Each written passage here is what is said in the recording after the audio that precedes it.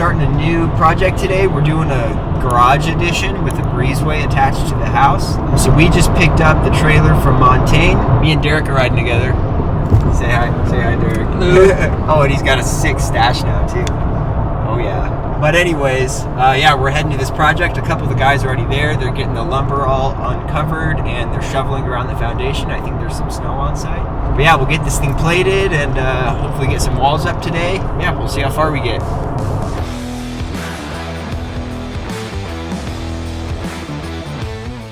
So we use the Birk bar to straighten the bolts out. We want to make sure they're all nice and plumb. Gone down these ones already, but the size actually works well to twist nuts if you need to. In this case, whatever this red stuff is, clay or something, got dumped on there and it gummed up the threads. So there we go. Look at that. So we got the foundation swept off nice and clean. Like I said, Tay's straightening up the bolts and then we'll snap this out. All right, so we're up here. It's super cold, below freezing. This is the garage foundation. The slab is nice and fresh. The footers are ready to roll. It's a step foundation, so it's a little trickier to lay out. We're gonna get that snapped and plated, and then we'll be rolling. Usually, what I do is I wanna find my longest straight run, which in this case is this back wall with the step in it. We would basically snap a straight line on that, and then we would pull parallel to this front wall. The hard part is that because this is a step foundation, we can't just pull level across. So I'm gonna try something a little bit more unique where I'm going to pull parallel at a diagonal, and then I'll actually use the math to find that actual diagonal number. So anyways, basically what I'm gonna do is I'll take my run off the plans, I'll laser over from this lower footer to this wall, check the height difference, and I'll punch that into the calculator, and then we'll literally pull a diagonal measurement. But first we'll snap this upper level. So let's go check that out.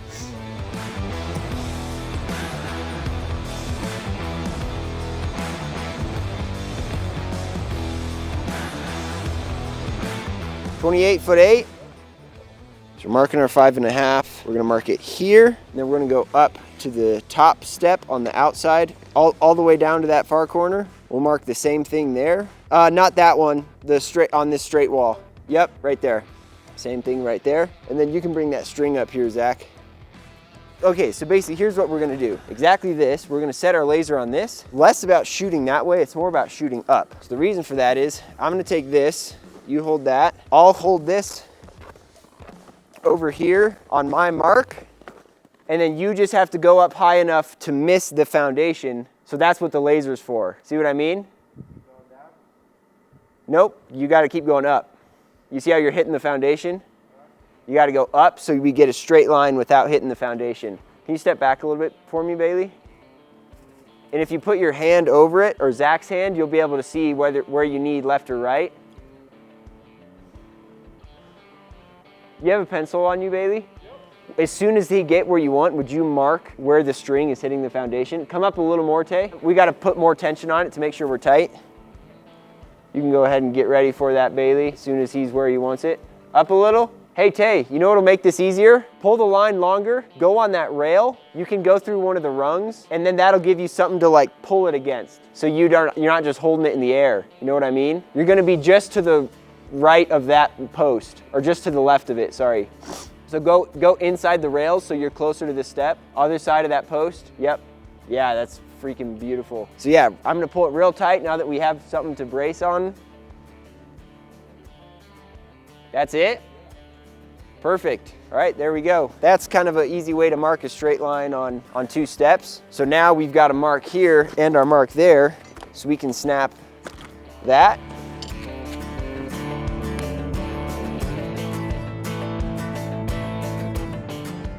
Is that 5.5 from the outside edge? Looks like less than that to me. Cool. Works for me. Like it? Beautiful. So now we'll level down this side because we've got our mark right at the top. So we'll just level this down. Yeah, perfect. And we can go ahead and snap that too.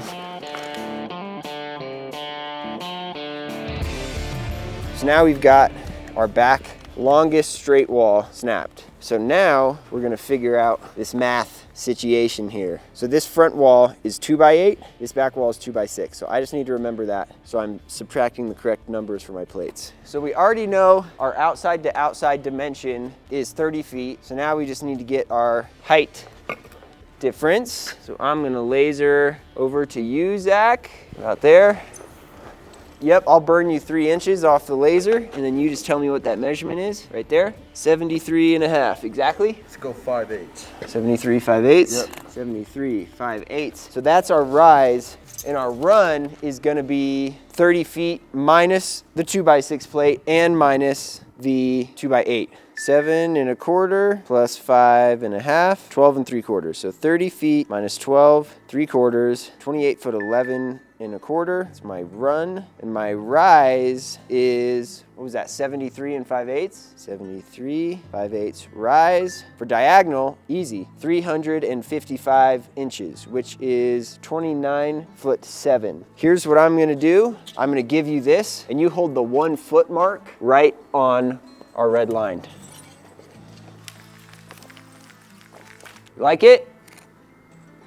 Boom. Okay, 1 mark. Now we're going to move to this corner and we'll do the same thing, only now we need to go to the upper foundation. Go ahead, shoot your tape, Zach. Love it. What you got for me? 102 and 15/16. Okay, 103 light. So my run is the same, but now my rise is different. 102. 15/16 rise for diagonal, 30 foot 2 3/16. So because you're burning a foot, I'm gonna be marking 31 foot 2 3/16. I know that's longer. The other side was 29. Is that where you like it?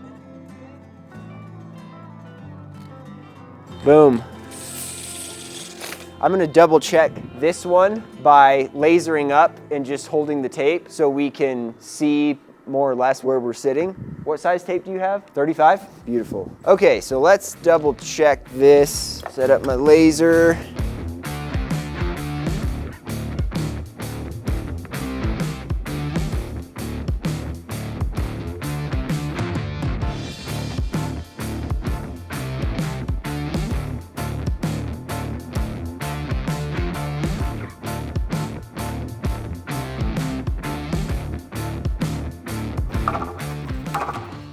Money. Beautiful. That looks way better than the one that I did.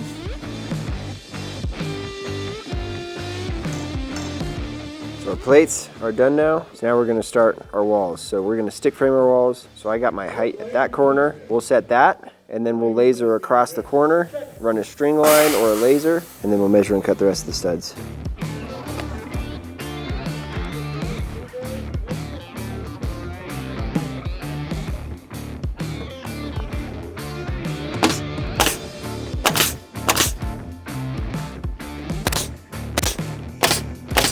Go ahead and level it from the outside. To you a little bit, Bailey. A little more. To us, a fuzz. A little more. Right about there. I don't have much push.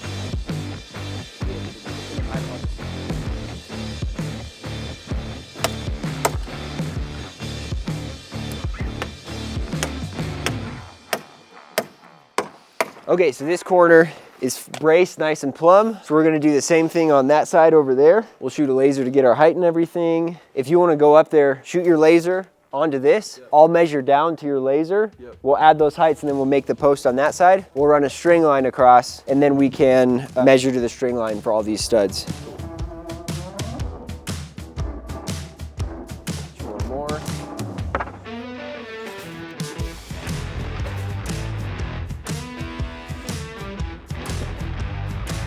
Okay, to your side. Jack gets that one.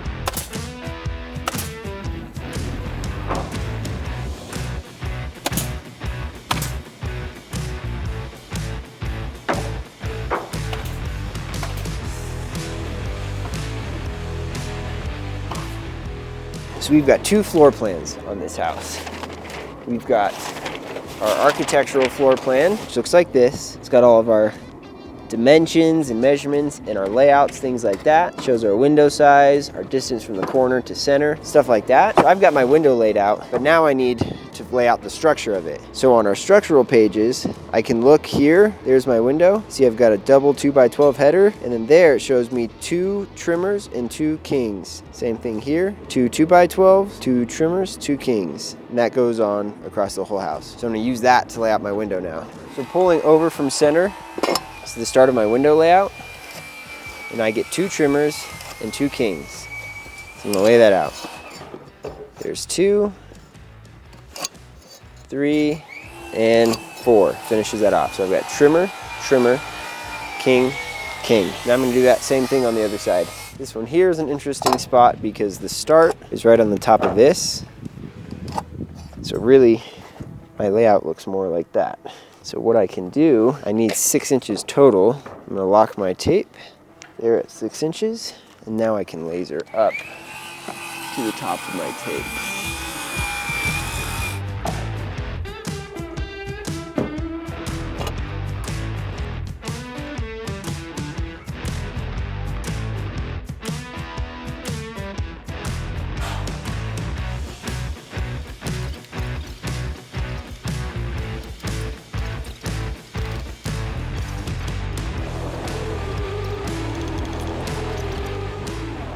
So we can run this layout now, just going 15 1/4 and go all the way across this.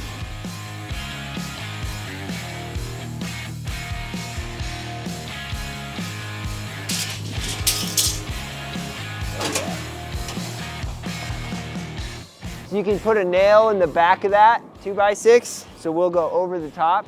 And you know what, why don't we double check that this is level.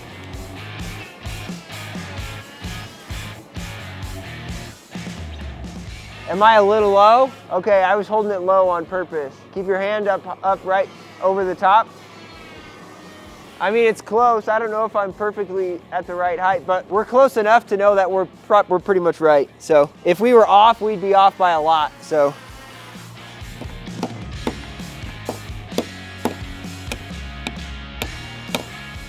I showed you how to do a tie it tight, right? Hit it.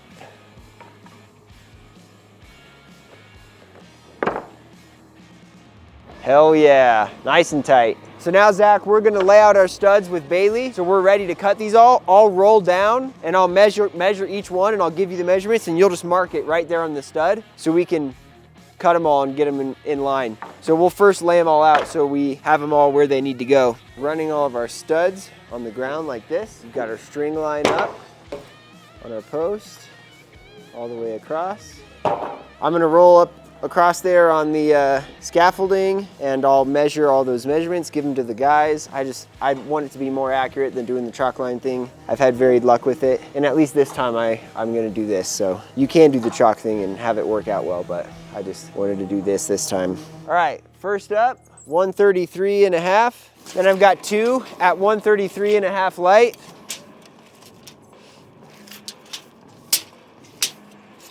All right, 133 3/8, another one. 121.5, barely light. 121 1/4 heavy. 121 3/8.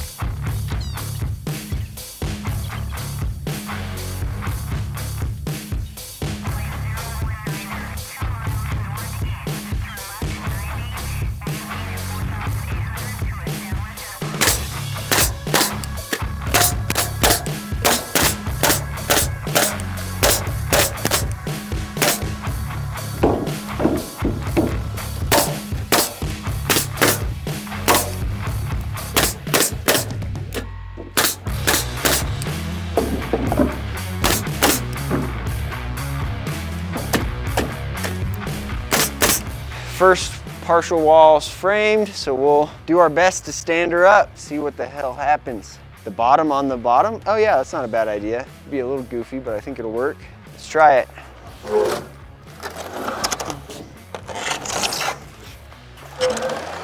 It's not bad. We need to come this way a bunch too. Keep going. 1, 2, 3. I think we just go for it. Shall we? Are you feeling strong, my friend?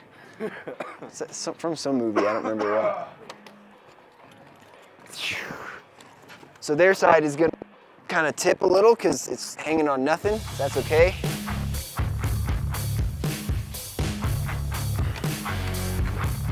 Maybe, Bailey, do you want to grab a stick that you can push up on that header with? And then we can all lift off of this 2x6 that we nailed onto it. So what we're gonna do, guys, we're gonna lift, we're gonna pivot. You guys are gonna pivot out so I can get this 2x6 past the corner, and then we'll set it on the green plates. As soon as I'm past that, then you guys can walk back in. Honestly, yeah, you guys can just lift that side and I'll leave this down so we pivot. Ready? Keep going, almost there. Keep going. A little more. That's pretty good. A little more. So now we're just gonna lift this thing and kind of twist it into place. And remember, if we need to lean it anywhere, lean it out because we have this brace. That'll kind of help hold us. Ready? Golly.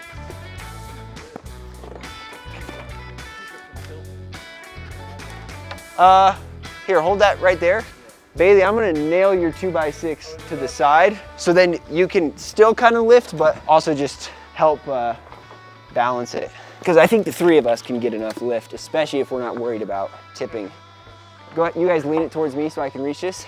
And then kind of go out that way, Bailey.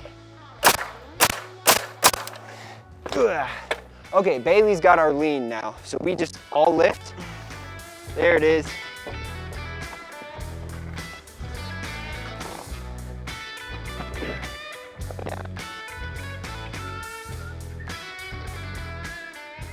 Hell yeah. All right, so we'll just start kind of sliding it over and getting it in place. I gotta go to you a little, Zach. I'll nail this one first, and then we'll just work our way across.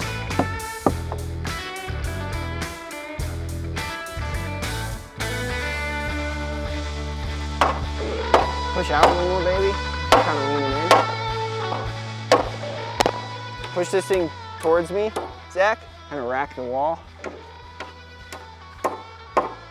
This way. Yep, that's it. Hold it.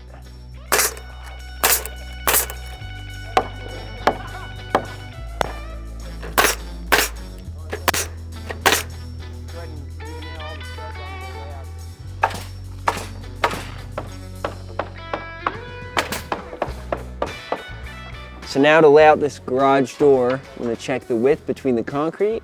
Where am I at here? Come on, little laser. Stay alive. 18'3".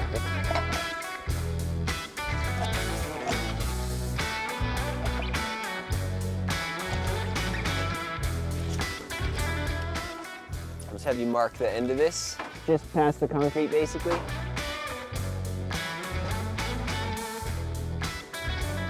Beautiful.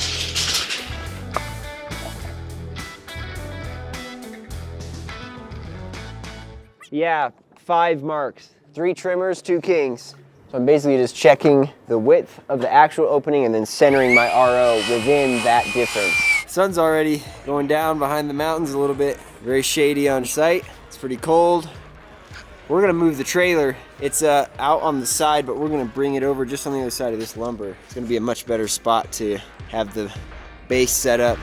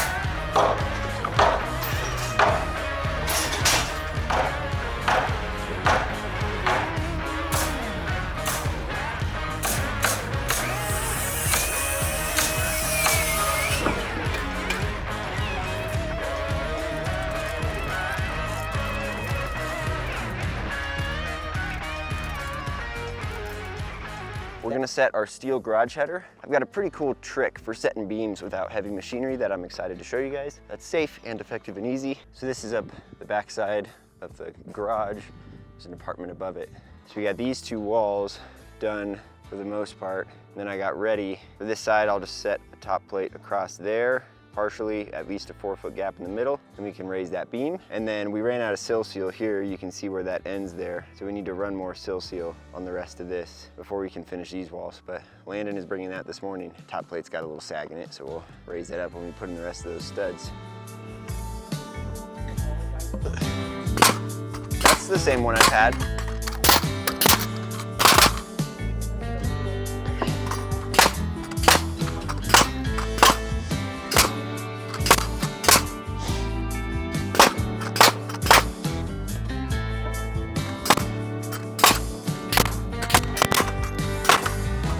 No.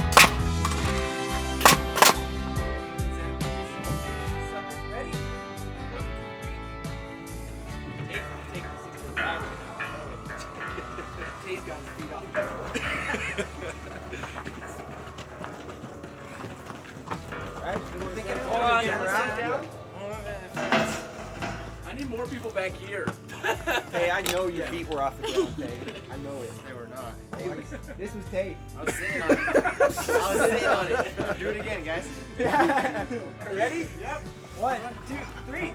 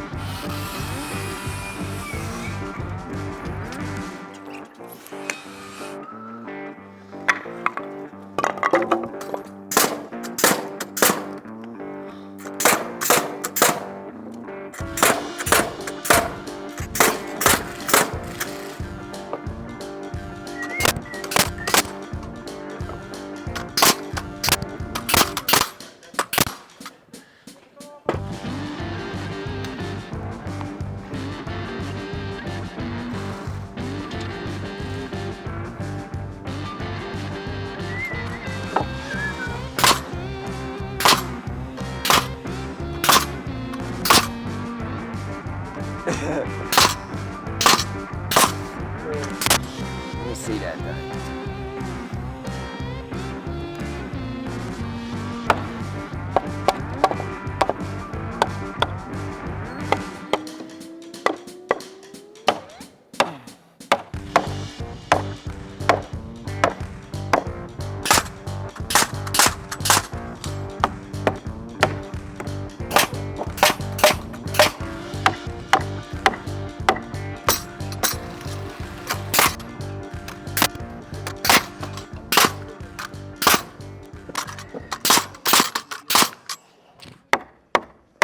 Morning. All right, so here's our setup. We've got the poles in, run to the top plate fastened up there. We've got a board nailed on the outside to keep the beam from rocking out. Each jack has a 1,000-pound capacity. This total beam is about 580 pounds. We're well overqualified as far as the lift goes. We'll crank it up tight to the plates. We'll get some glue on it before we jack it up, and then we'll cut our trimmers right underneath it, shall we?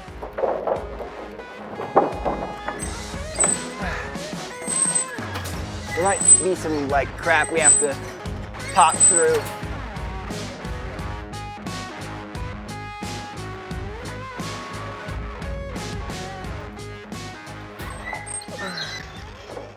So we can do a couple blocks just to brace our 2x8. Because if that stays strong, then we're okay, you know?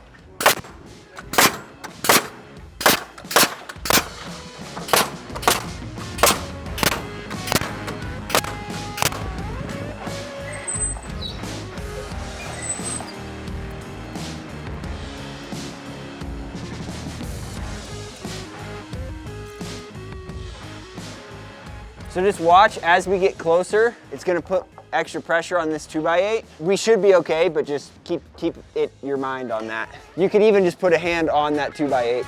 That would be plenty to keep it strong. Ready?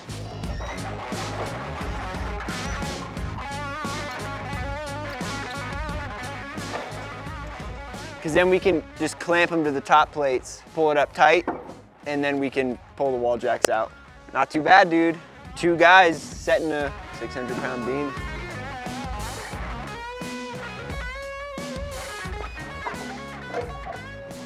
And now, before you tighten it, push down on this. It'll lift it up, and then squeeze this down with your hand at the same time. And that'll kind of lock it up. Okay, I've got a 2x8 number here. So what I think I would do with those joists, I think I would actually leave them banded, but I think I would move some of the stuff that's between that and the 2x12s and tip them over towards me so they kind of are standing on edge. If one of you guys could cut me some 2x6 at 10.25 heavy, it's got to be a real exact number.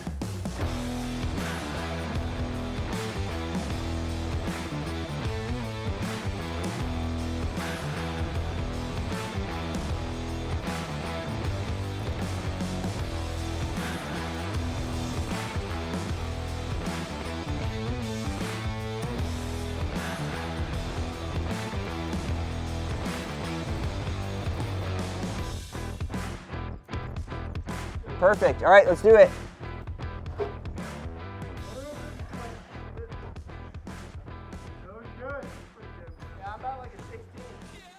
You go ahead and nail it whenever you like it. I would just maybe tack it to Abraham's blocks.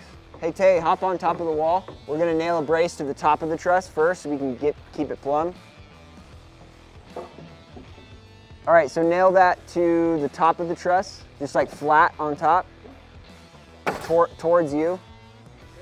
Like this, and it's gonna go where you're standing on it. There you go. Yep. A little further if you can. There you go, hit like 3 in that. Higher on the nail gun, right there, perfect.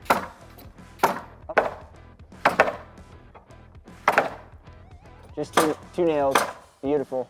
So we got our gable truss up here before we sheeted this wall. That's what we're gonna start next. It's about lunchtime, so we're gonna take lunch. But we wanted to throw that up so that way we can sheet continuously all the way to the top of our gable. It's gonna be pretty cool. The breezeway where I'm standing, which is gonna connect the house to this new addition, its roof is gonna plane into that. And then that fascia line continues all the way across and it'll get an eyebrow roof onto the front of the garage too. So we just set the gable by hand today and then we have crane scheduled for Monday. Today is Thursday. So we'll get buttoned up, get everything plumb and lined, laid out and everything. And then we'll do some fill-in framing and yeah, then we'll go from there. I'm gonna teach the guys how to cut for a rake wall where you calculate it. You get your long point and as long as you know the pitch, you can just cut and cut and cut for the guy that's installing.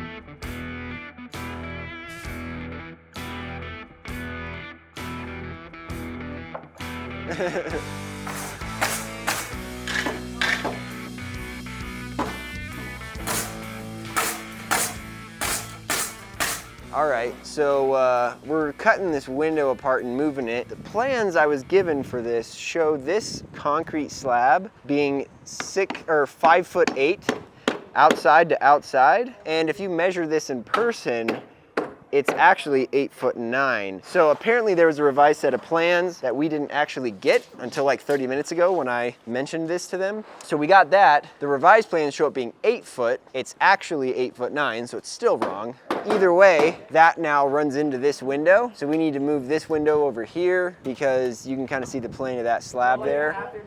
It runs into that. So we got to scoot that over to get as much room as we can, and then we'll be good. But that's kind of a pattern with this, this builder, unfortunately.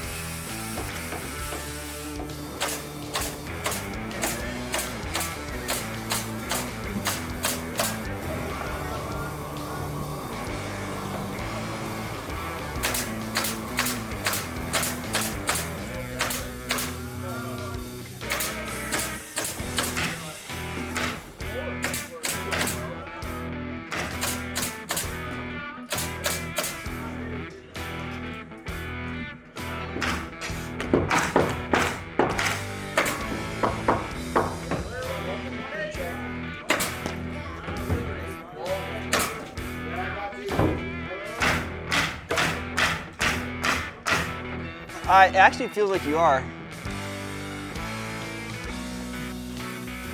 And then if you want to throw the level on top, just climb up this side right here and just lift the LVL. Yep. Keep going? You gotta keep going.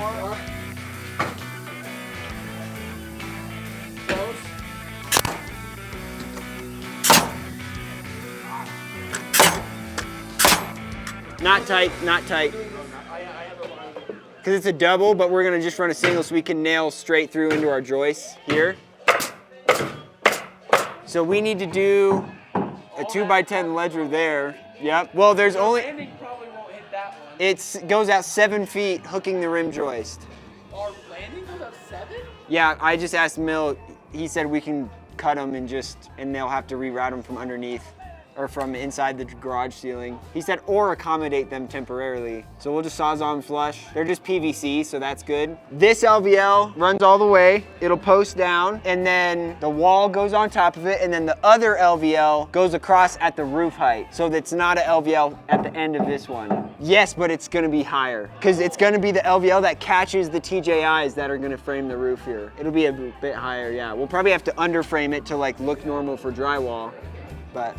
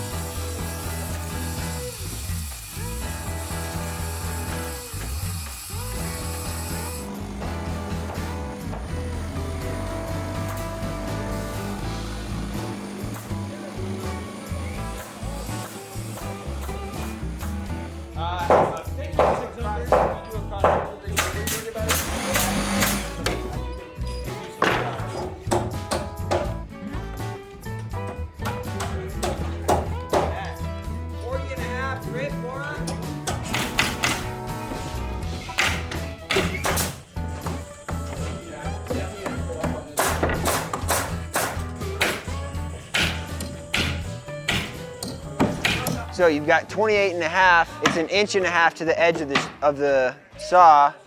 or to the edge of the blade on the saw. So I'm gonna take 28.5 minus 1.5 inches. That'll get me 27.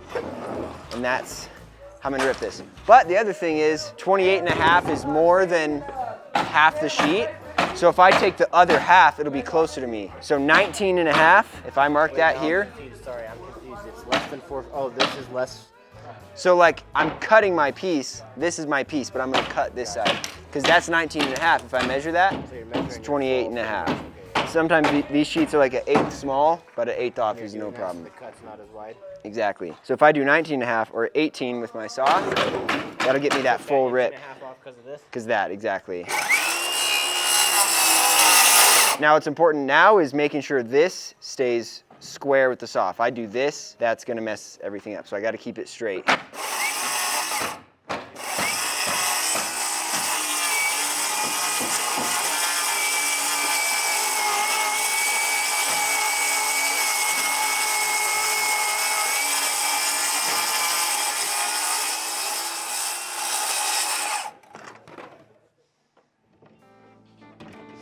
The best part is, put your eyeball on it, it's freaking straight.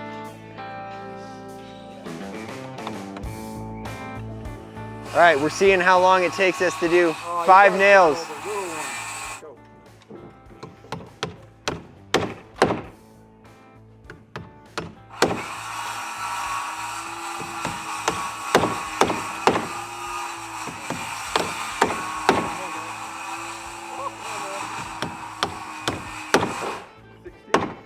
Uh-oh, Zach beat ya. Let me try one more, and then we'll do it again on the next strap. Say when. On 1. 3, 2, 1. Whoa! Oh!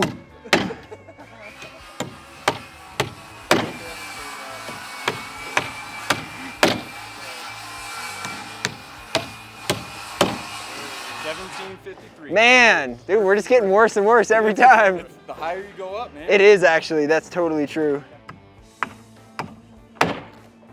Freaking cool. All right, Abraham, you gotta show the mamacitas. Yeah. 1, 2, 3, go. Yee! Oh! Okay.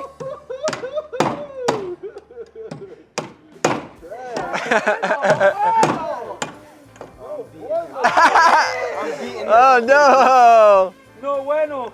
No bueno. 30 seconds. 2, 1, go.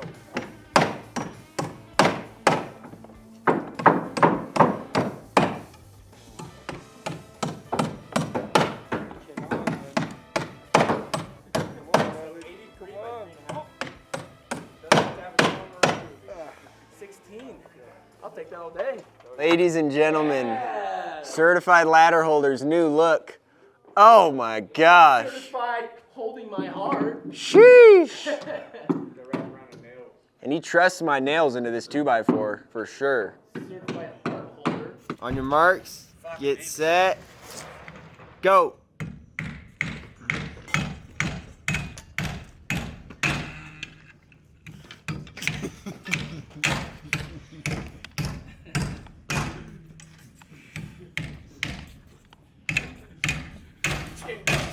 Hey, you have no room to laugh, man. You have no room.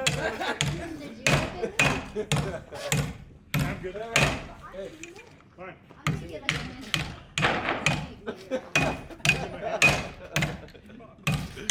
I think you did worse. Yeah, he did. He did worse by about 6 seconds. Okay, I'm gonna go. All right, here goes Laura. On your marks, get set, go.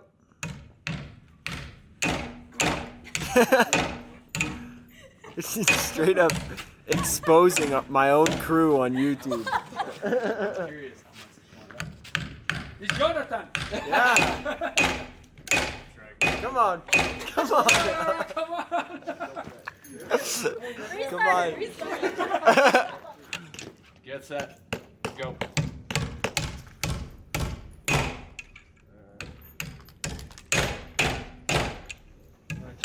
Whoa, whoa, whoa. Are you going? Not enough holes. last one. Trash. I lost. DQ. Didn't have an extra? Mark, get set, go. There it is. There it is. There it is. Come on. There it is. Come on. I stopped it a little early. Thanks, but 16-ish. All right. Okay, Please tell me 2, 1, go. Oh.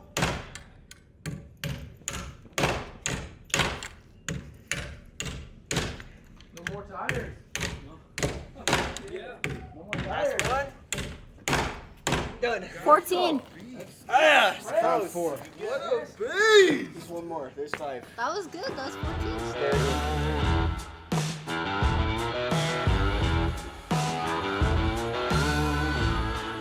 So we have a tent post up right now, but we want to, when the crane gets here, we want to set up a bunk of plywood up there. Might as well do the full permanent thing right now. So we're going to set the full 6x6 post right now so that it can support the weight and handle it, and we're not worried about it.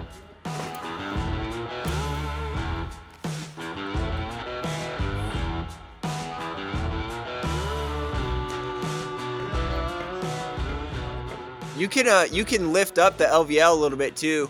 Okay, that's probably what we'll do. Get a good without lowering. Oh, boom. Toronto's got it. Oh. Right there.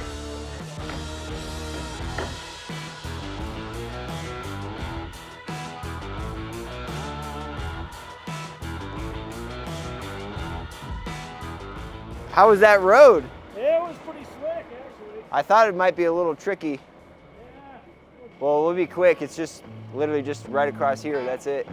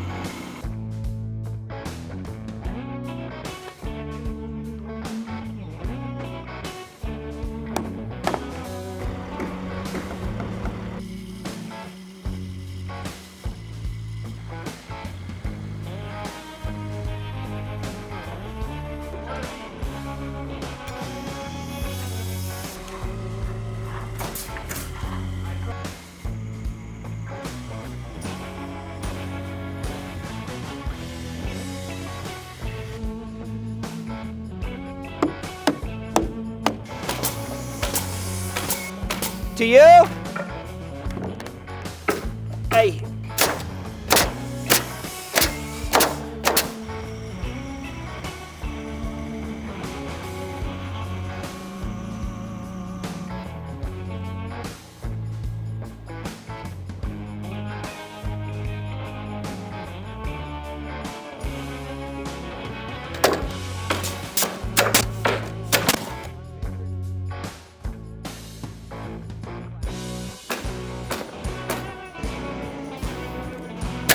Come on, baby, now.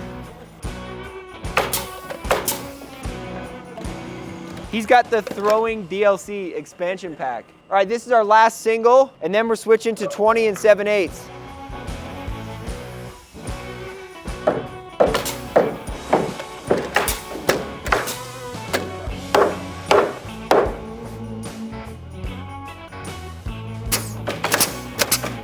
Ay, ay, ay. Let's do it again.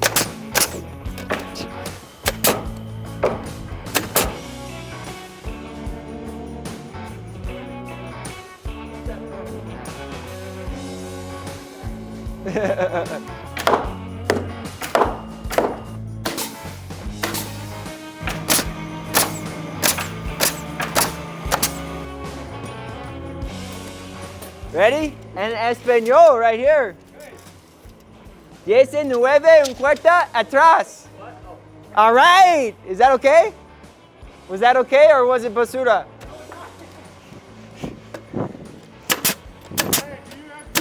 So there we go, there's our crane day. It was about an hour setting all those trusses. Not too big of a deal.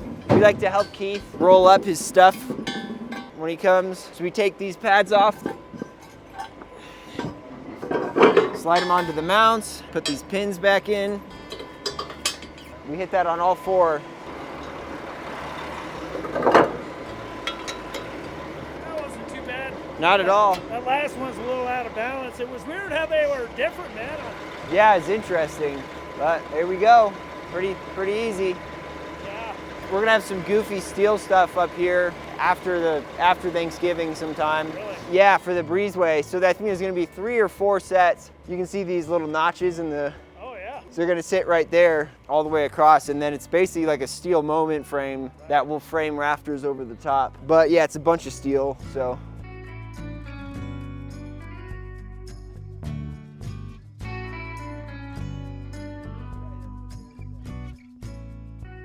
Keith is taking off. Some of you guys might have heard me say this before, but Capital Crane, his business, he's been booming trusses for my dad since he started when he was 18 years old. He's a great guy. So now we're gonna get ready to sheet the heels of those trusses. Then we gotta frame a wall up there by where Troy's standing. It's gonna be a rake wall. It's gonna go up to the height of the existing garage, and we're gonna tie in the roof to what's there.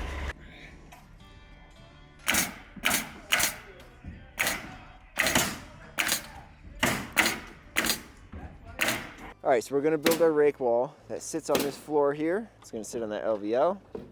And it's gonna sit at this same plate height so our joists can run into that and the roof will come across as one plane. So Troy is gonna pull off a piece of soffit over here so we can get our height and know exactly what our wall height is gonna need to be. And then, yeah, then we can put our ledger on that and our ledger on the stucco wall so we can tie our TJIs into those walls. And then we'll run some fascia and get some sheets on this thing. So we've got our plates laid out. That one's on a rake. We did all the math for the diagonals. Did all the math to get those stud numbers and sent that to Landon. We're gonna build this wall over here because we've got a tiny floor for it to sit on. We're gonna build it out here and get the guys and lift it out there. We subtracted the height of our TJIs so we can run our rafters right over the top to plane with that roof. And it should work out pretty nicely if we're lucky, I guess. That wall's done. Now we'll lift it out there. Shall we stand it and eat some food? Yeah, I'm ready. So the window goes out over the LVL. Do we want Bailey and Tim up here? Yeah. Hey, can you guys give us a hand? Maybe lift that end up on the joist, slide it out, and then once we get close, we can start to stand it. Yep. Yeah, I think we just tabletop it and then set it up there, and then we'll. Well, do you want to flip it this way and then tabletop it and put that there so you can just. Well, I think we just, like, I think we'll just pick it, rotate, and then we're gonna set Derek's end on the TJIs. That's right. Hey, you wanna squeeze around the corner? Maybe we'd go over the railing, because then maybe we could get it like braced on that little wall there.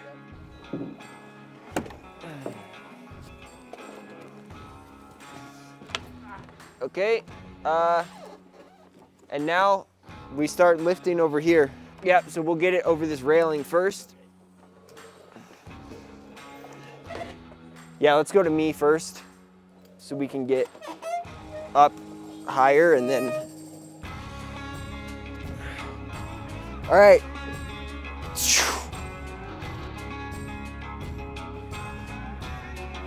Easy does it.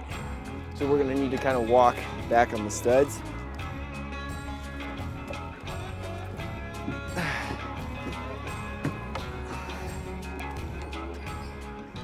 So we're just going flush with this wall here. How does that look on the LVL? Should be pretty dang close. About an inch short. Okay, yeah, yeah, we can go a little more. 1/8 or so? 1/8 or so. Yep. I mean, we need one on both sides technically, so yes and no. Want to grab something we can brace this with, Bailey? Yeah.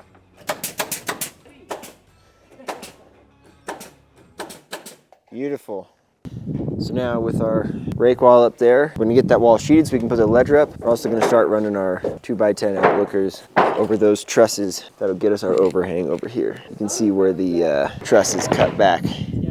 to allow for those. All right, so this roof has a crooked fascia line basically. So it's gonna go to the full width of the tail there to only 2 feet here. So I'm gonna snap a crooked line. I'm gonna first snap my 4-foot line so that can be parallel, or rather perpendicular to these rafters. And then when I'm marking my plumb cuts to cut with the saw, I'm gonna use this tool from Trig Jig. This is pretty cool. It's just like an angle finder. What's nice is they balance this thing perfectly that if I just put it on here like this, it's gonna fall plumb naturally. So I can just set it on top of the truss tail, make sure it's nice and loose, and then that will be plumb. And I'll just double check it to be safe, but it's also got a level on here too, which is nice. Okay, that's actually not perfect, so keep that in mind if you ever use one of these. But I am gonna use it to mark a level line, and I can recalibrate it to that. It was about 1/8 off in 10 inches. Tails are all marked now.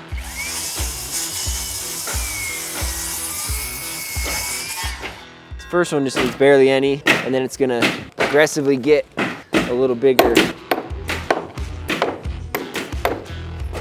further we go.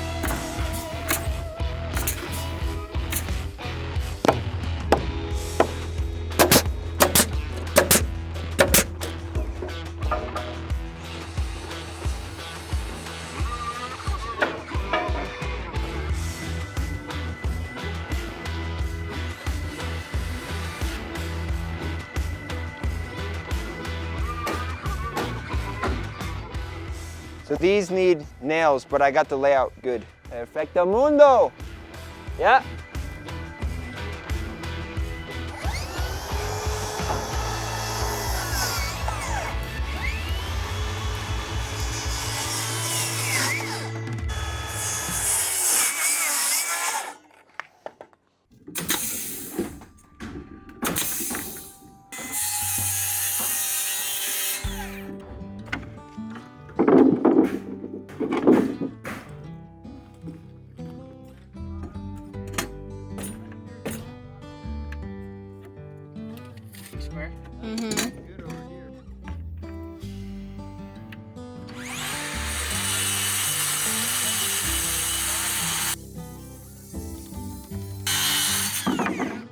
All right, so these blocks that Tay's cutting, all these tails are 2x10. That's what the truss manufacturer sent us. But our actual fascia height is 11 7/8. So originally in the plan, we were gonna use the TJIs for the soffit, but that didn't quite work out because of the truss designs. So we're cutting these TJIs to basically sister onto our 2x10 rafters to get our framing down to that 11 7/8 height. That's why Tay's cutting those. And then on the other side of the roof, me and Abraham are getting ready to start sheets. We got our fascia in and all of our outlookers up, while Derek over here is finishing up these walls so that way we can plane and put on our ledger. This whole section of roof gets filled in with TJI rafters running perpendicular to this truss. They're gonna be skewed onto that wall but square off of this roof. It's gonna be pretty cool, all sorts of fun angles and fancy stuff like that.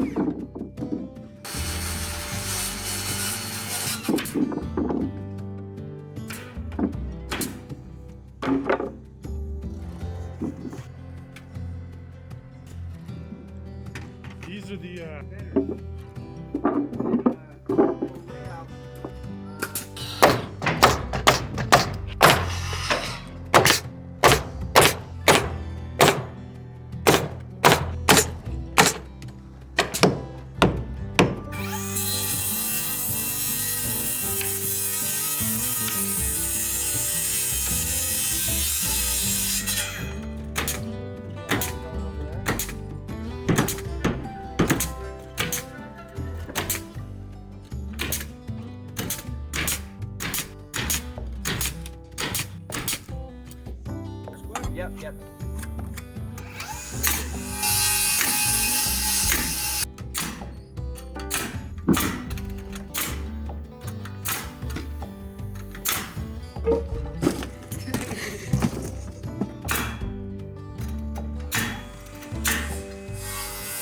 $47 and an 8.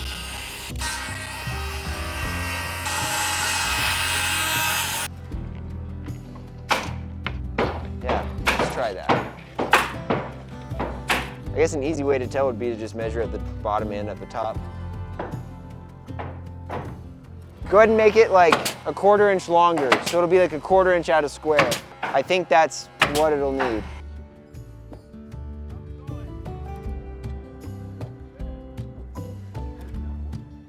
Yeah. On the bottom, let's do a 1/2 inch out of square, longer on the bottom.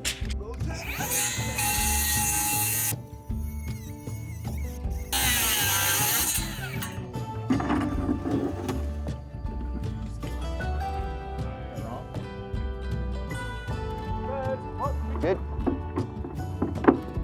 There it is. It's beautiful.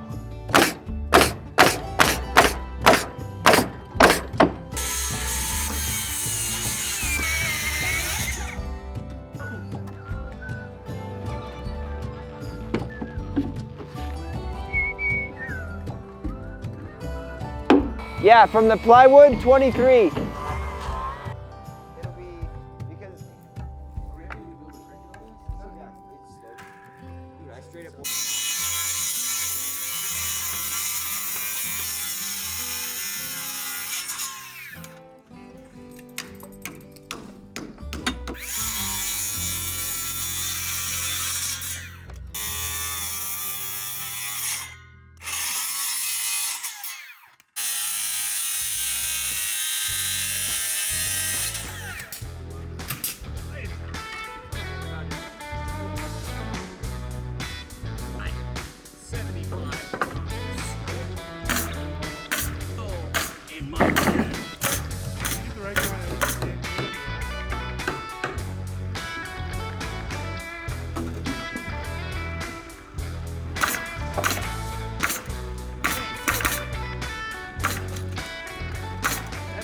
Abraham's getting these sheets up. We've got our stucco cut out for our ledger there. You can see that ends right in line with our wall, pretty much perfectly. So we'll run our ledger to the end of that cut, and we can transfer our layout to run the rest of these TJIs onto there.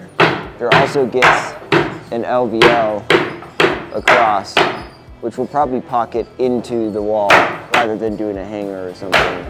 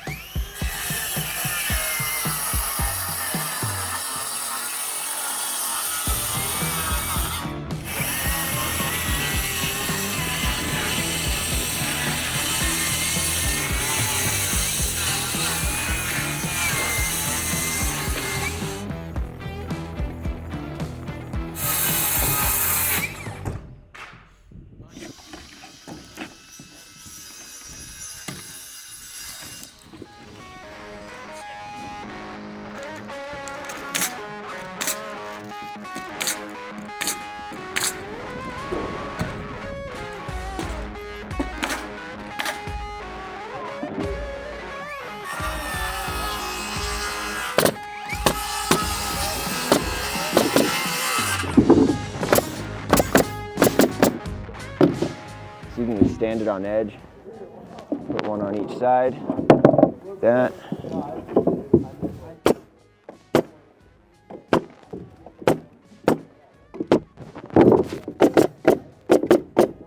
Just like that. We're just gonna redo those, and then we'll cut the angle. So the saw we can set to like 28 degrees-ish, and then we can set an angle. You want to come back like a little further. I should have put these further back. That's the other thing. We can put the staples further so we don't have to cut through them. I'm going to come back maybe 1.5 inches from the end, and I'll do like a 4-degree angle.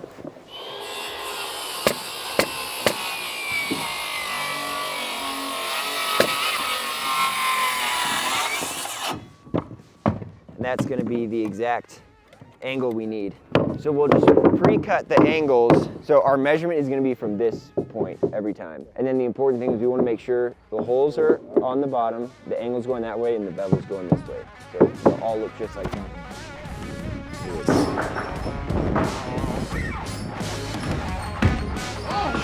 Schlunk. Beautiful.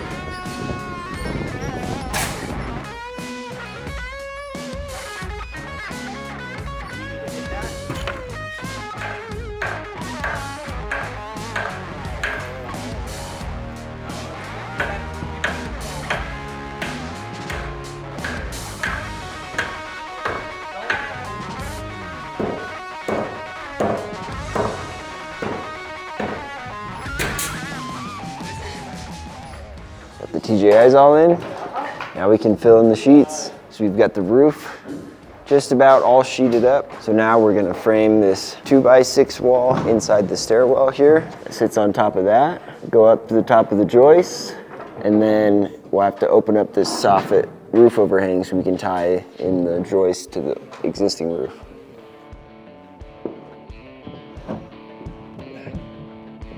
How is it on the end?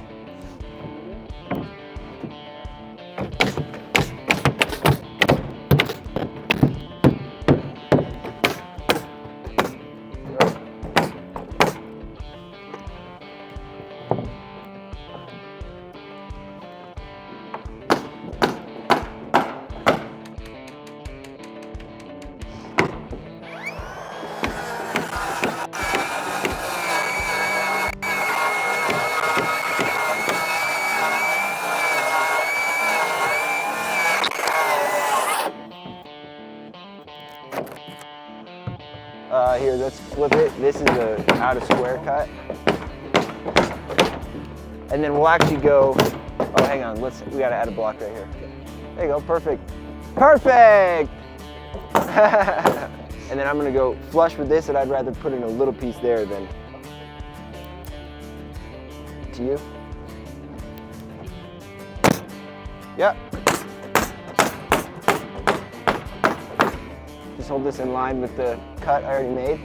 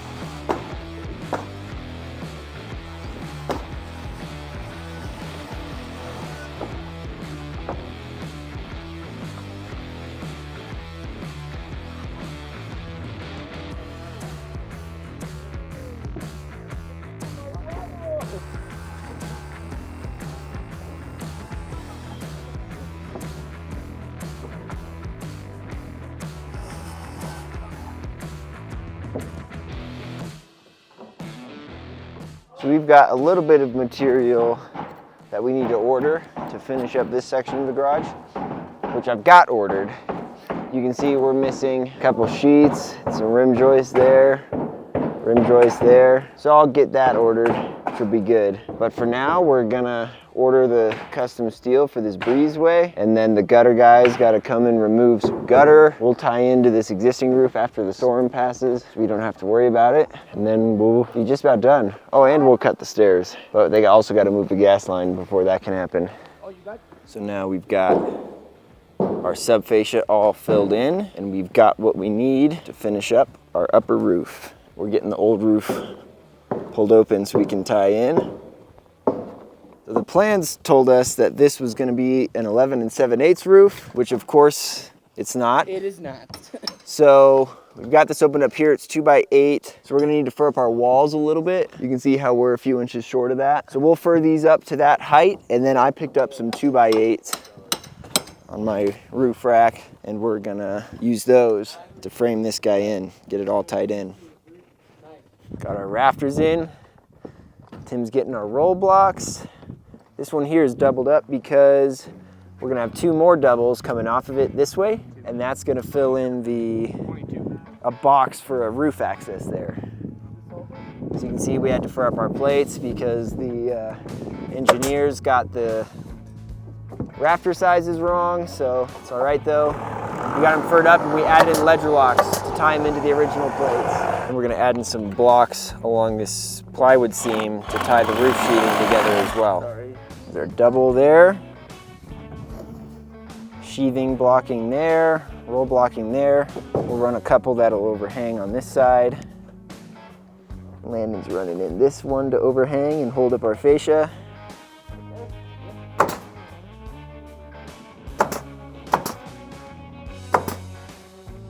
And here comes your double, Landon. He's ready for that, Bailey. Sick toenail, dude. Oh, yeah. I thought it was board.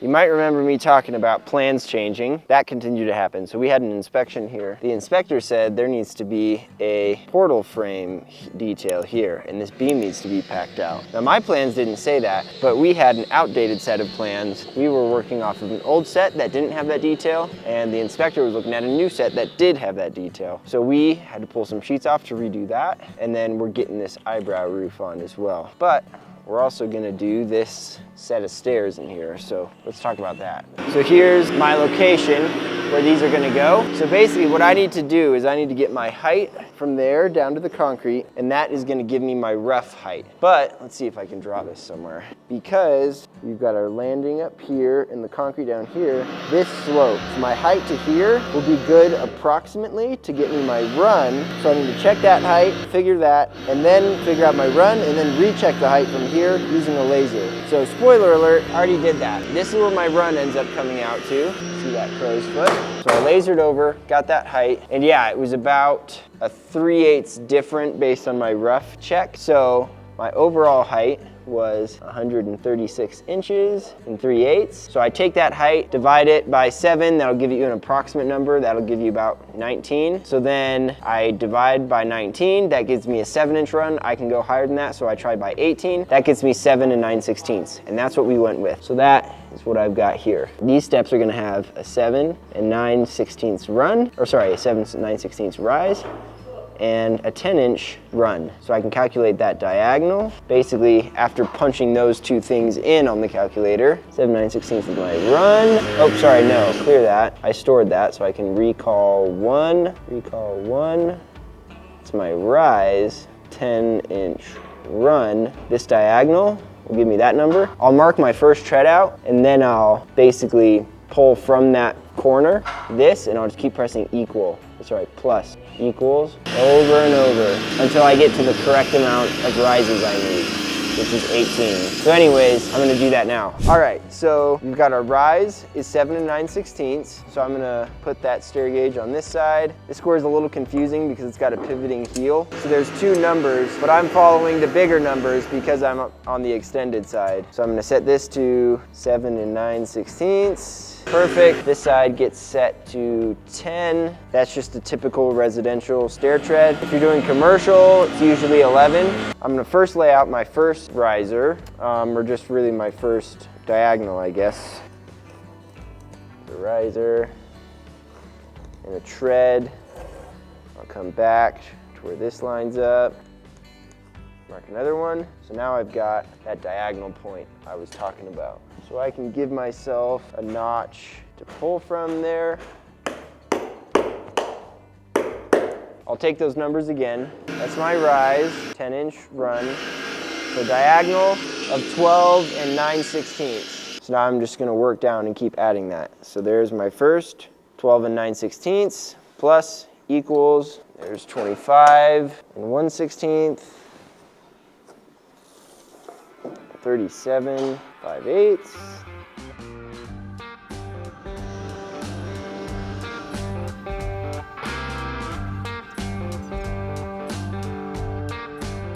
I usually just mark this down the entirety of my stock material so I know I have enough marks. It's always annoying to have to redo the calculations and everything just to redo it. Last but not least, 200 3/4. So now that we have that marked, we know we have 18 rises. So the way we're gonna install our stairs, the landing itself, which would be right here, is a riser. So think of this as the top of our staircase. So that's 1 riser, 2 risers, 3, 4, 5, 6, 7, 8, 9, 10, 11, 12, 13, 14, please tell me we have enough, 15, 16, 17, and that technically would be 18. So we're gonna be really, really tight because that would be our vertical right there. So I think we'll be able to make that work, barely. So now the next thing I would need to do, I'm gonna steal this red ladder.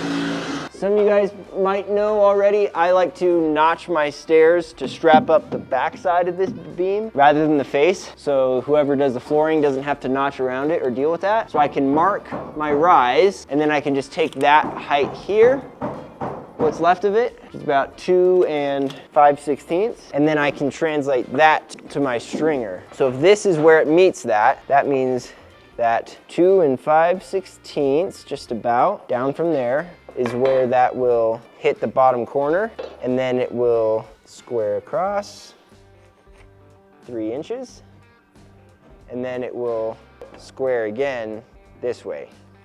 And that's where our strap will go up the backside of that double beam. Hopefully that makes some amount of sense. So now with all that marked out, we can actually mark all of our treads and risers. So basically what we're doing is I'm gonna line up centered between my diagonal points. Keep repeating that. I basically wanna split those 2 crow's feet so I'm centered on that, and that's just gonna give me the most consistent rise and run for this whole set of stairs.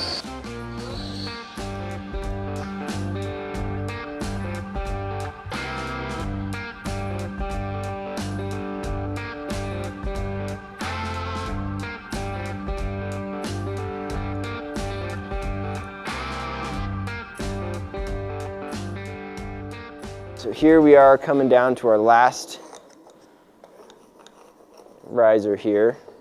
So this is kind of what I was saying. Oh, I left my normal square over here. This one is going to be pretty tricky, but we should be able to just barely make it between a few different factors. You can see we're a little short off this corner. That's not too big of a deal, and I'll show you why. So first off, we have our full rise, which is 7 9/16, just about the width of that. But then minus 3/4 is going to be 6 3/4 heavy. Which I'll mark that in a couple spots.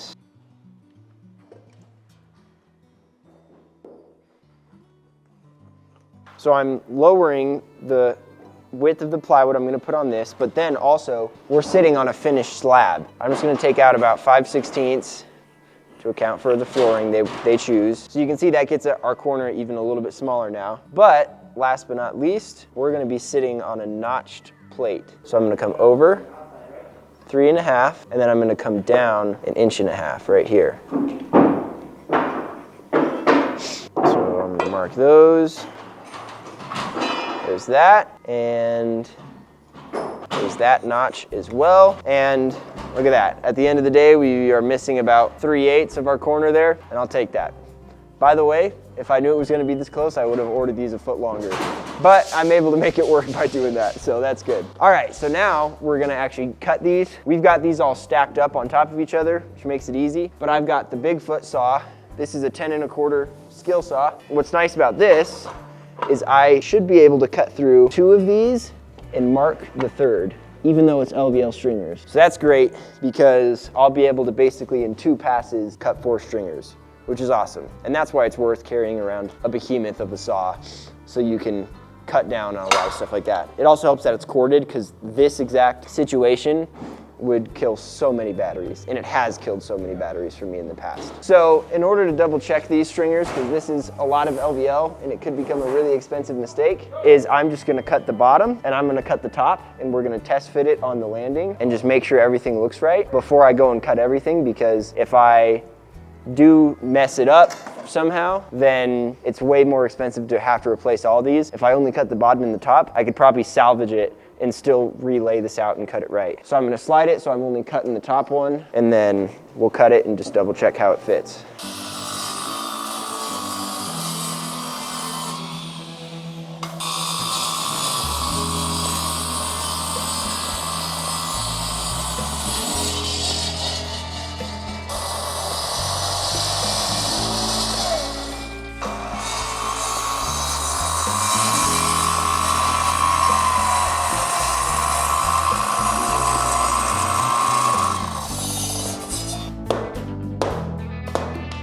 LVL is so strong.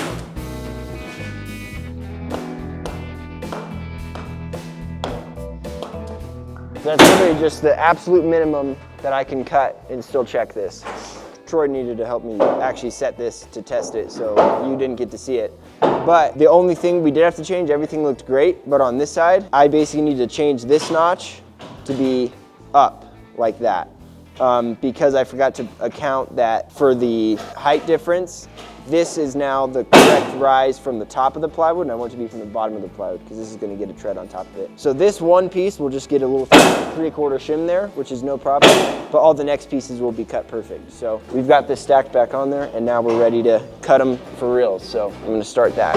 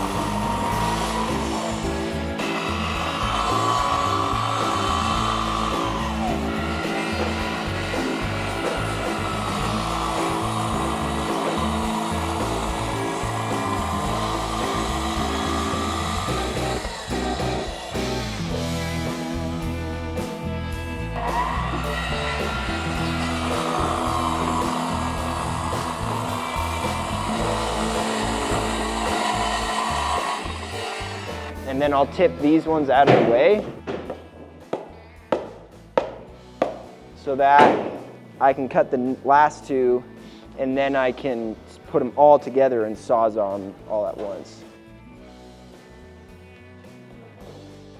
So because the cuts don't go quite all the way, I'm just gonna do another pass with the pencil and just finish these lines through so I'm not eyeballing quite as much. If I was using regular 2x, then this 3rd stringer marks pretty easy, and you probably could get away with just following it, but I've got the square set up still. It's just as easy to mark it real quick, make it all right.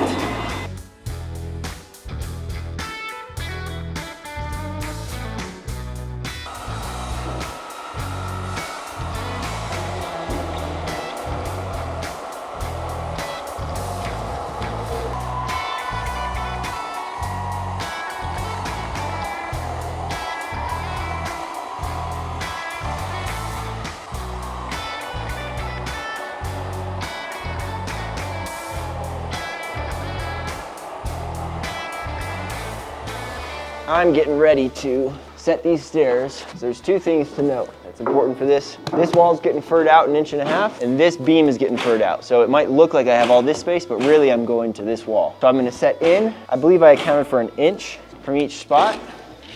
But basically what I'm gonna do is I'm gonna mark my finished width. 1.5 inches there. From here I've got 53 1/4.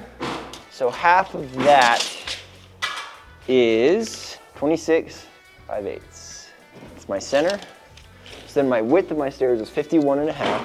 It's gonna be 25 3/4 from there. Yep, that's perfect. So that gives me about 1 inch from the wall, which is just what you want so they can slip their drywall past there with no issues.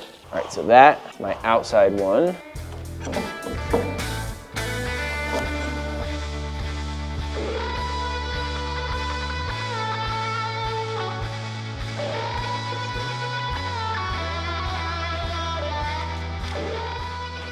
So now because my straps go up the outside, I can set my stringers first, toenail them in, just get them roughly set, and then I can put my straps on after. So I just got this gun. It's a max. It's basically the same as the other ones, but it's a 75 instead of a 90. We usually only use 3-inch nails. So you can't run 3.5s in this, but you can run 3, so it's a little bit more compact, but this is cool too. Check this out. This button here blows air out of this. So you can use that to blow off the roof while you're sheeting, and like I said, it's a little more compact than the other guns. But it's basically the same driving mechanism and everything, so it's just as strong.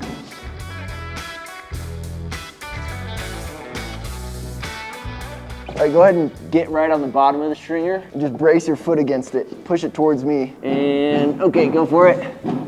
Nice and tight. I'll adjust it a little when I'm up there, but as long as you keep pressure, it won't move. Push real tight. Okay, I'm gonna nail it.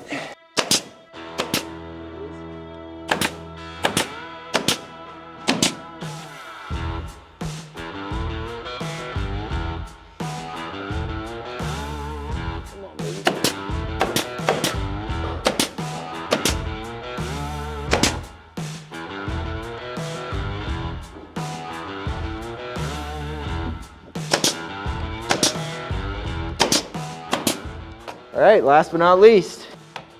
All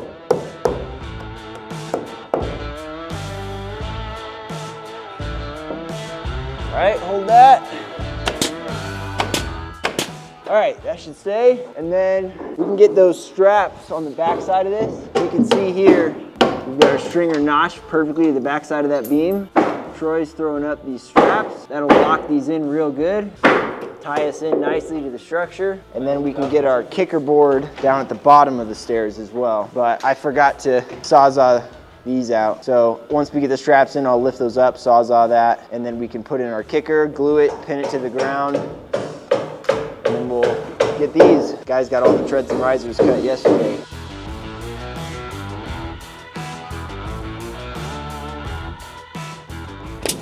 So I've got layout on 2 risers, kind of split this thing up because it's a really long set of stringers. So we're just gonna set these to keep everything nice and in line, and then we'll run through, we'll do all the risers, and then we'll come back and do all the treads.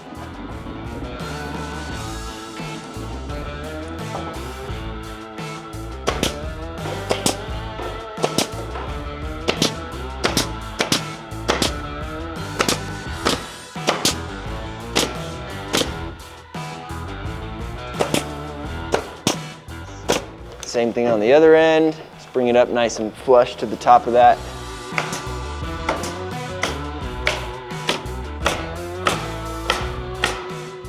Beautiful. Now we can just glue all the way up. I like to put the risers on, like I'll set them down on there, because then you can kind of like walk on those to climb up and glue it.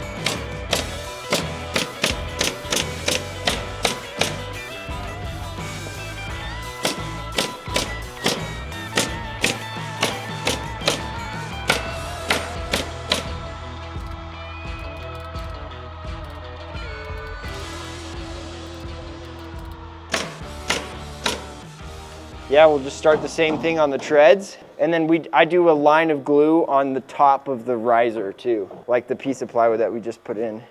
That just really helps lock it all together.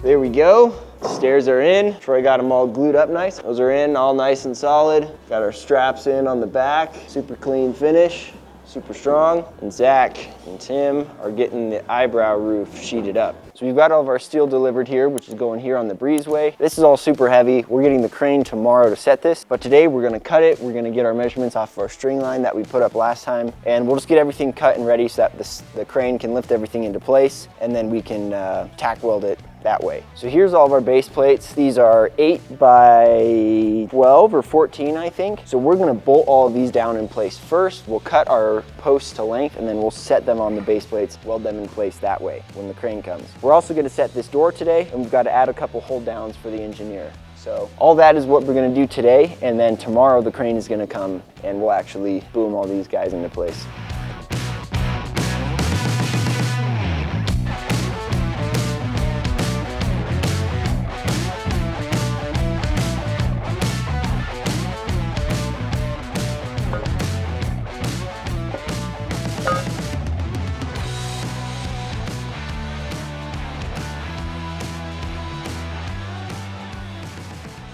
Our layout is going to be determined by this plate, which is just going to go slammed all the way that way. It's a 14-inch plate. 7 is our center. You just kind of hold that square there so I can hook it with my tape. Let's double check this dimension. So in theory, they want this to be 6'9", which is not going to work. I can make 6'6" work though. All right, keep holding me there. Can I make that work now is the question. I think I'm gonna go to 6'4".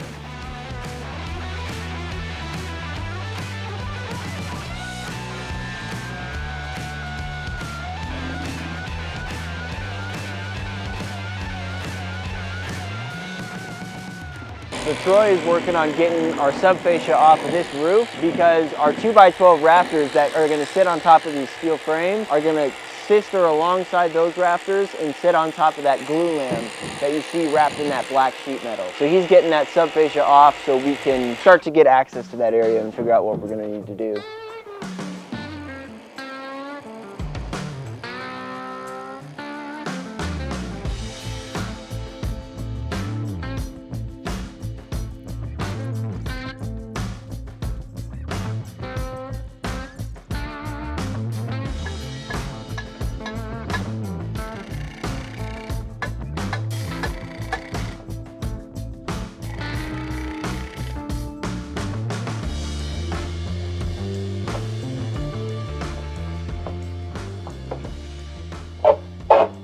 Almost there. Beautiful. So you can see we've got a wire running through that. So I'm going to call the builder and let him know if we can get the electrician to pull that out so we can sister our rafters through there. Derek is getting a nice seal for the sill pan of that exterior door we're about to set.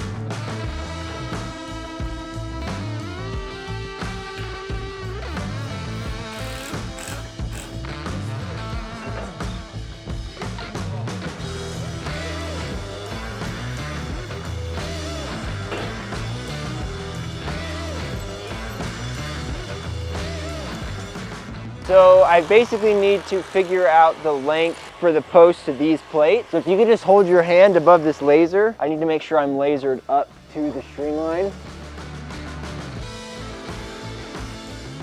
All right, so just kind of keep your hand there so I can see where the string line is, and then I'll have you read the tape for me. 124 and an 1/8. Okay, and then I just need to get the difference of that measurement to these plates. Okay, then we're just gonna rinse and repeat that. So I wanna be 3 inches off of our center line. If you could set that on that end. It should be marked on the concrete.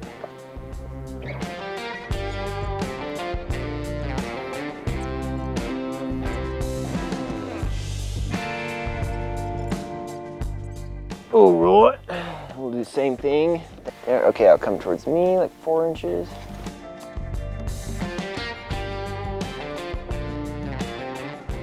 .141 and an 1/8.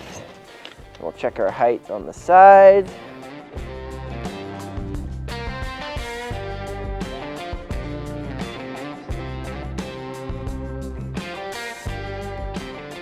I was able to take those measurements and add them together, subtracting the height of our frame plus our plating, and pull from the top and mark those. I made sure to mark east and west because the concrete's not perfectly level, so I know which side goes where, and now we're ready to cut these. I've got a steel demon blade from Diablo. These things tear up, so I'm hoping we'll be able to get through all these with one blade, but we'll see how that goes.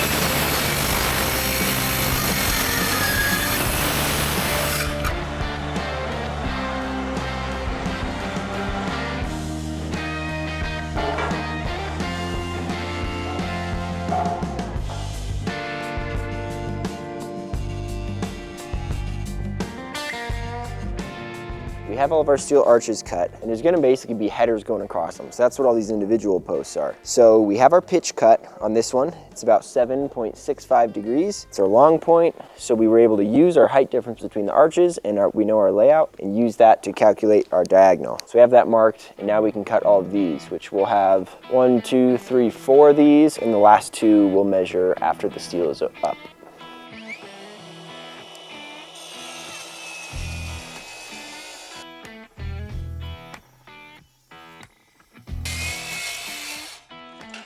Beautiful.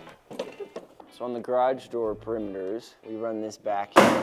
Garage door hardware, all the way across, wide 2x in the middle, and then to attach the chain to. Now we are gonna splice in the jamb to go down past that concrete there, so that the stucco on the outside can terminate into it.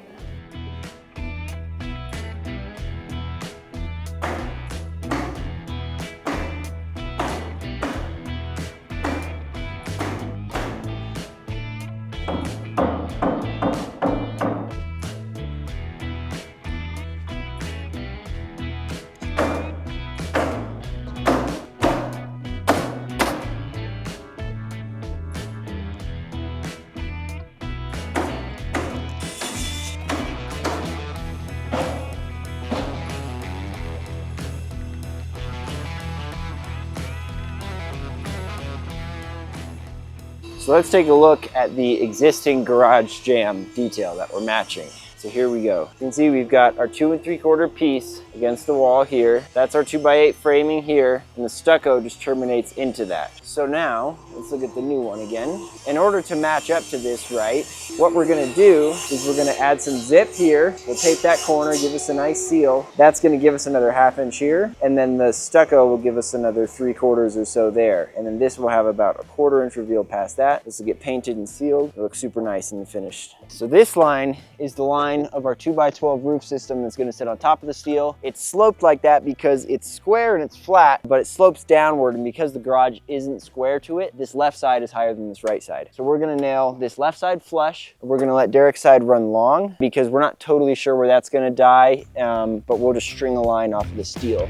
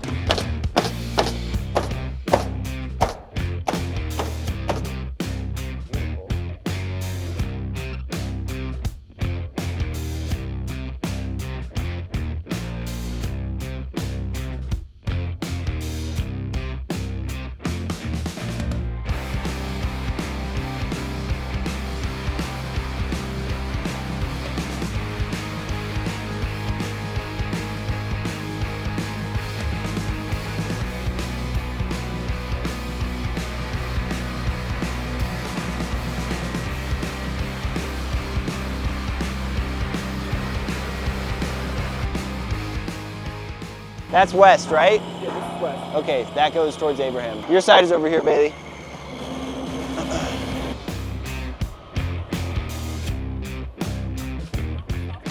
Are we pretty centered? Do you have a tape? Does anybody have a tape? Hook the plate. The plate is 14 inches, so we want 7 inches to be the center of that post. Can you push it this way, Zach? Right, too much? Here.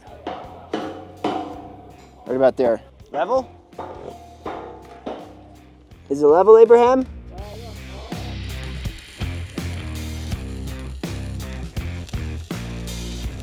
I think that one's good. The breaker tripped, so I think it's tacked enough that... Did you tack this side or just that? No, just the back side. Okay. And you think that's gonna be okay? Are we gonna have Bailey hold it the whole time? It won't fall for sure. Okay. When I'm tacking it, we'll have someone make sure it's level, but... Yeah. Okay, I'm gonna weld it.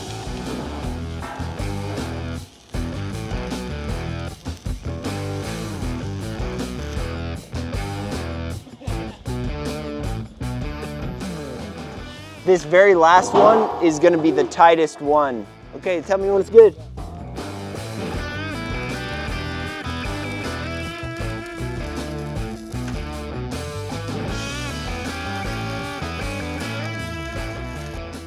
We'll have to move it this way so that it comes down straight. So like. So lift up your side. Yeah. While it goes down. Come on.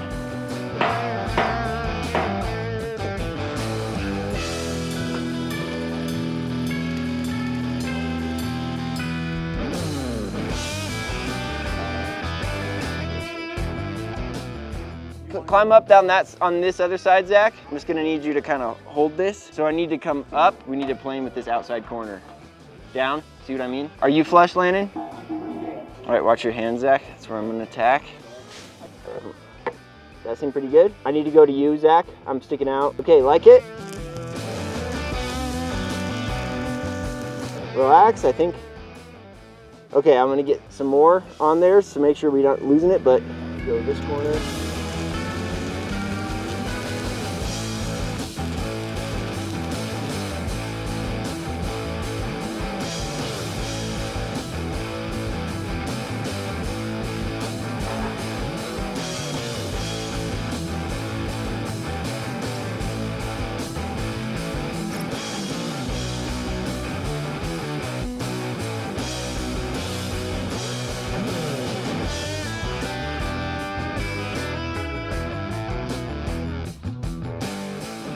Are you able to push to me a little bit, Landon? That's good. Okay, I'm gonna tack the top and then we'll twist it and then we'll tack the bottom. All right. Ready?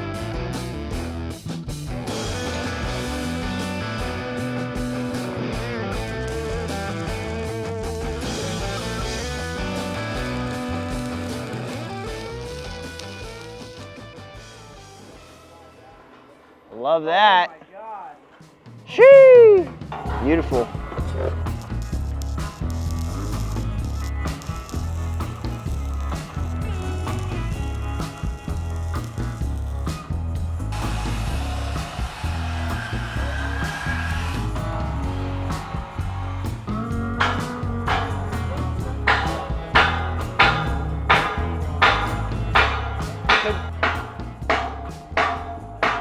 Here, get that other clamp. Pull it down. Yeah, and then you can use the clamp as leverage to twist it, you know?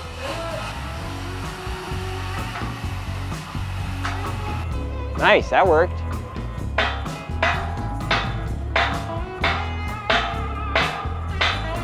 Keep pushing this way, Zach. You got a ways to go.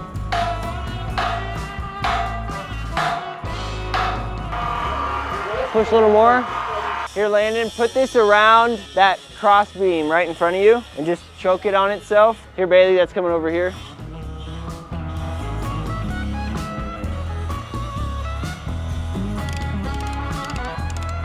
Got any more room, Zach?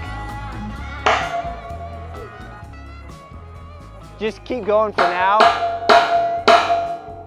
So our steel is now all set. We got some tacks on these, some decent sized welds, but enough that these won't fall down and we can pick them up. We're going to get these plated, run some material over the top, and be ready to roll. All right, so we made these brackets out of scrap steel from the cutoff, and these are welding up onto the beam and then lagging into the glue lamp, and that's what our wood to steel connection is. So you can see the guys got the angle iron lagged up there already, so now I can go up there and weld it.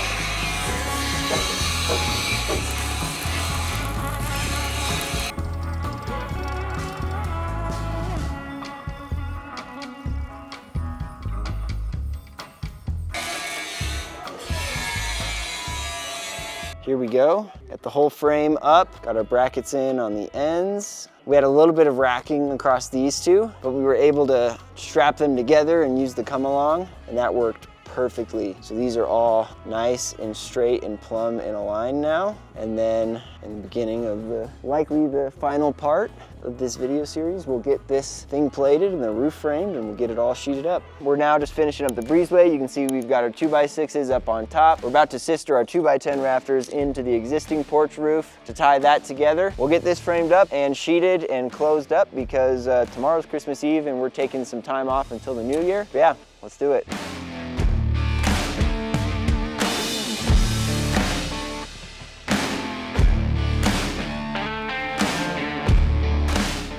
Yeah, I'm gonna go all the way here, and I'll do the angle too. That's not gonna be long enough. 10 foot. 10 foot 8? Yeah. Even, or Yeah. what is the angle you think?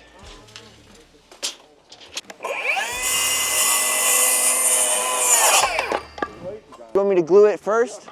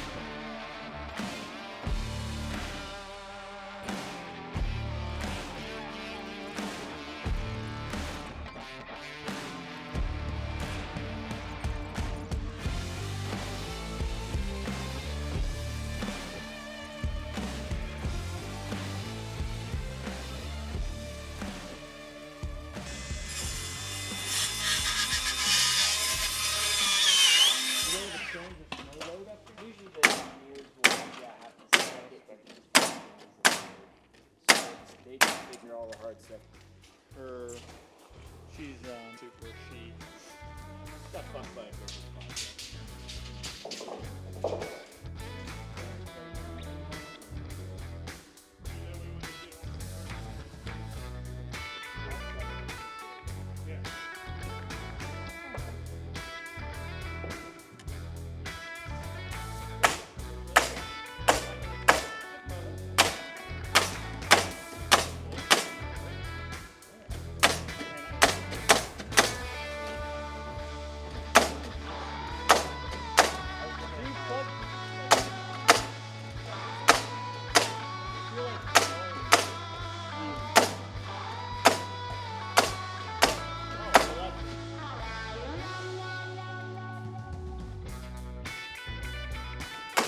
one here.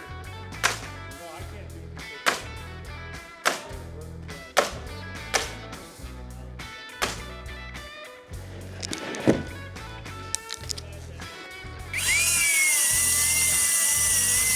Ah, freaking sticker. I know, what the heck is up with it? It's my go-to.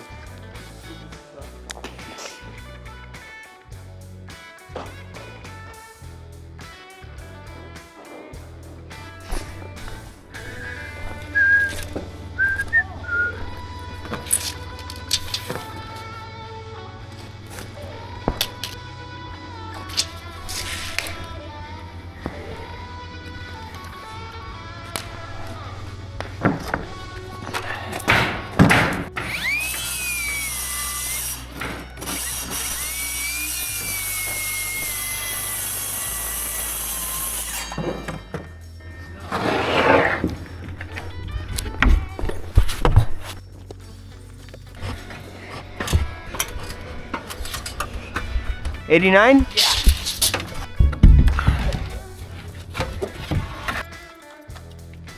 Okay. 89 is gonna be -7.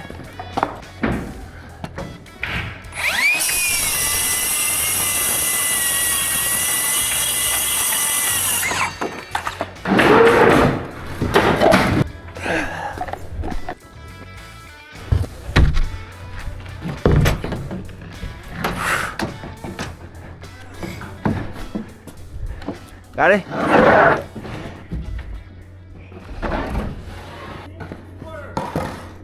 $36? Yeah.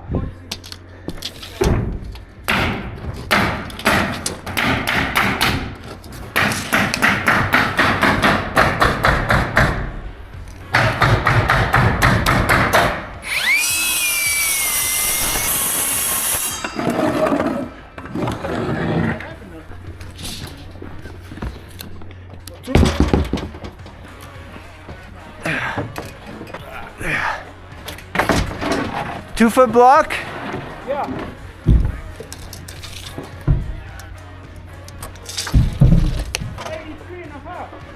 83 and a half?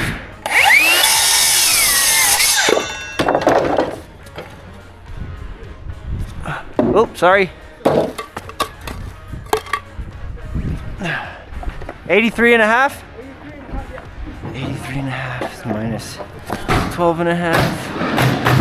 I'm going 11.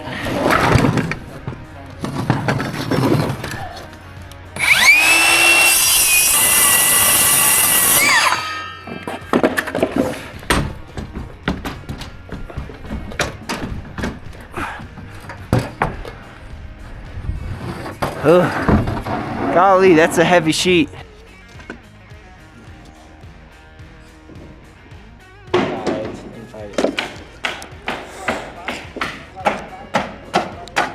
Uh-uh.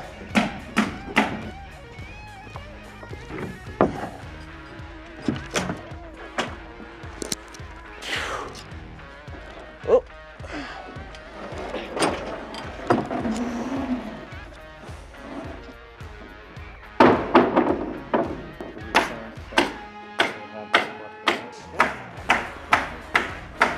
Three-quarters? Three-quarters? 35, 3/8. Okay. Glad I asked.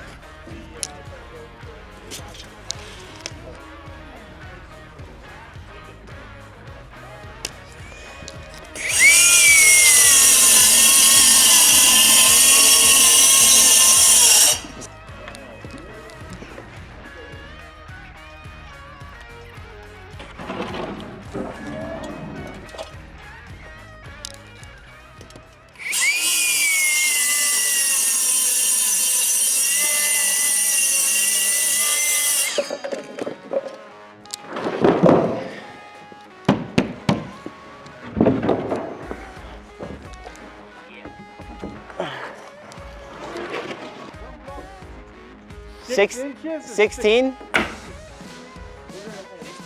Okay.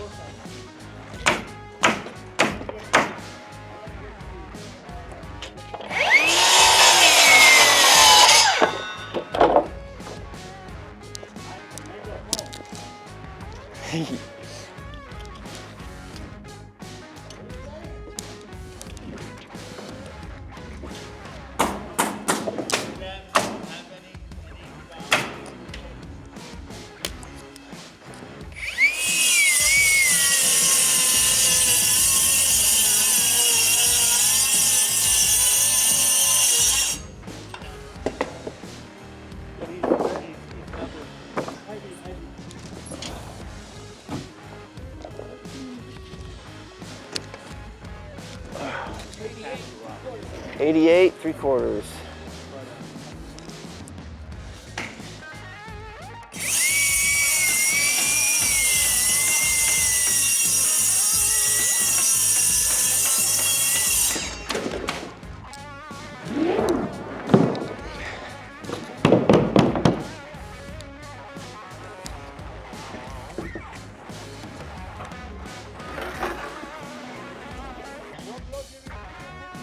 Two foot.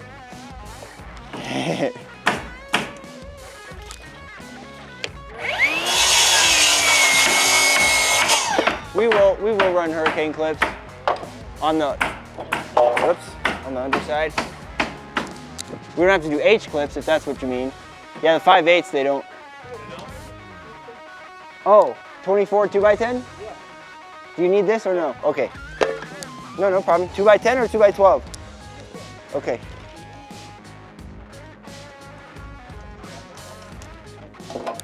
Oh yeah. 8. Easy. Easy now. I'm not sure.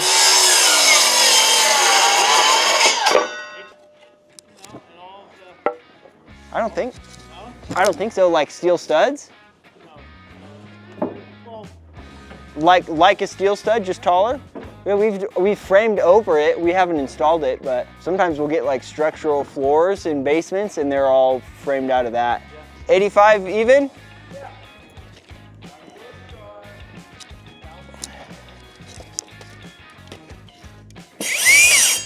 No.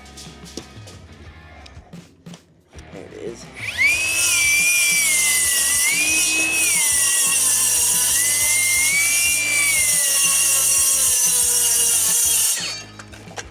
Yeah. This way? Yeah. Okay. 41 3/8. Here, let me pass you the 85. Oh, this needs to be cut too. Oh, okay. 70.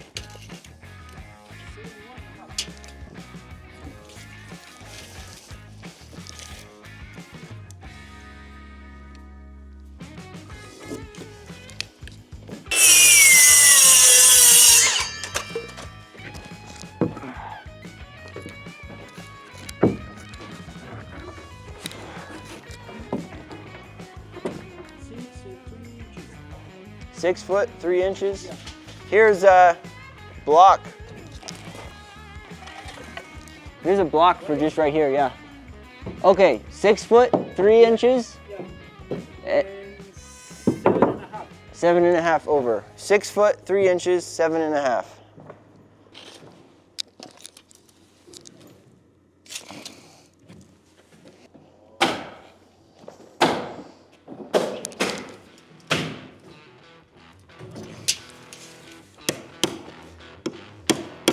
Yeah, it's always a pain in the butt. Come on, work with me. Work with me here. I guess, yeah, there's a whole other person here. Usually that's all I do. I just do a little notchy. I get a little wild sometimes. A little wild, a little crazy.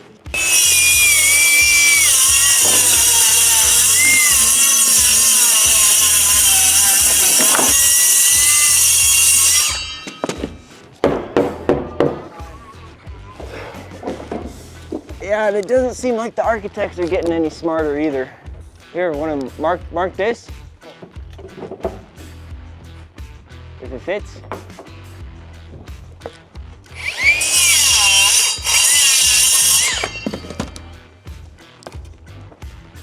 But they changed this thing like four or five times. I think I'll make it barely. 41? 40? And this is 41?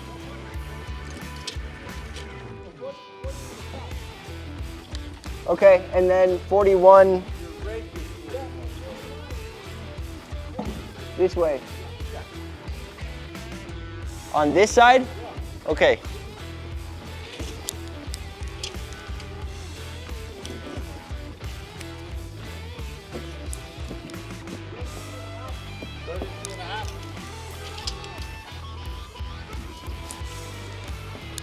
Nine and a half. Okay.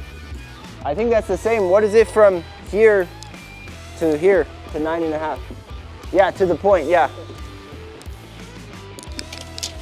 19 and a half.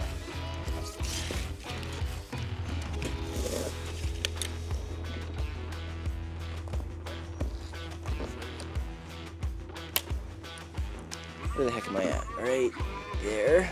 But usually I do, I just step on it. Usually I just do that.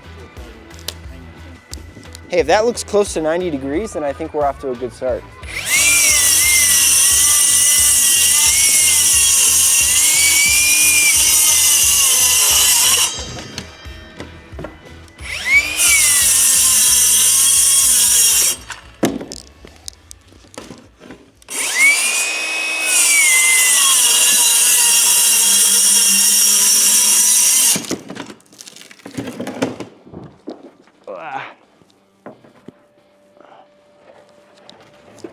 Is it gonna fit? We'll see. All right. It's great. That's it? All right.